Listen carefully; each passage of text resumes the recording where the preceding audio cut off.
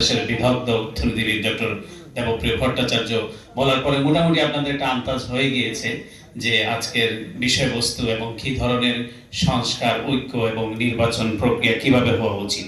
তবে আমি 3 মিনিটের মধ্যে শেষ করব বলে আমি ওয়াদা করেছি। আমি চাইবো যে ওয়াদাটা রক্ষা করতে। মুশকিল হয়েছে কি, আমরা ওয়াদা দিলে পরে ওয়াদা রক্ষা করি না। তো আমি যদি শেষ না করি আমাকে একটু গুতা দিতে পারেন আর কি।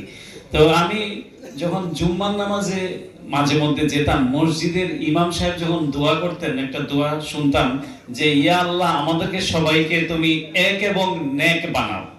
তখন আমার মনে হচ্ছে, আমি নামাজ শেষে চিন্তা করতাম যে দ্বিতীয়টা হয়তো সম্ভব কিন্তু প্রথমটা সম্ভব না। এক নেক হয়তো হয়ে যেতে পারবে কিন্তু এক হতে পারবে না।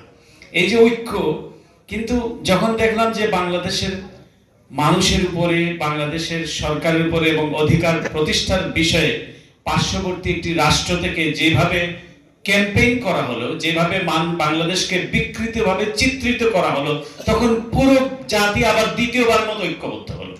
প্রথমবার হলো 5ই আগস্ট, দ্বিতীয়বার হলো পুরো জাতি আজকে ঐক্যবদ্ধ। আমি মনে করি এটা, এই যে প্রথম শব্দটা ঐক্য, বাংলাদেশের মানুষের মধ্যে, রাজনৈতিক দলসমূহের মধ্যে, সৃষ্টিশীল মানুষের মধ্যে একটি ইস্পাত কঠিন ঐক্য গড়ে উঠেছে। কিন্তু যেটি হচ্ছে এবং চলছে সেটা হলো ঐক্য বিনষ্টের চেষ্টা চলছে।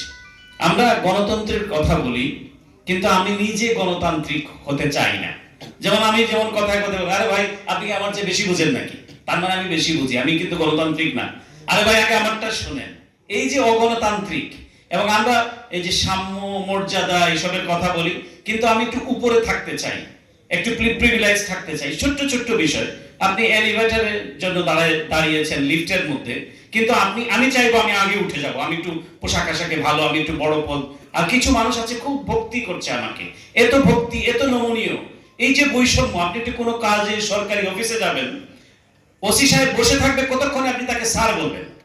এই যে একটা বিভেজন, বৈষম্য, আপনি ছোট ছোট বিষয়গুলো হবে, এইগুলিকে যদি আমরা সংস্কার না করতে পারি নিজেদেরকে, আমি মনে করি রাষ্ট্র সংস্কার, অবশ্যই আমি কেতাবি কথায় যাচ্ছি না, কিন্তু আমি খুব মেঠো বাংলায় বলতে চাই যে আমাদের মানসিকতার সংস্কার প্রয়োজন। তাহলে পরে আমাদের রাষ্ট্র সংস্কারটা কাজে দিবে। না হলে পরে বিশাল আকারের বই পুস্তক হবে, অনেক সুন্দর সুন্দর কথা হবে। বাংলাদেশে কিন্তু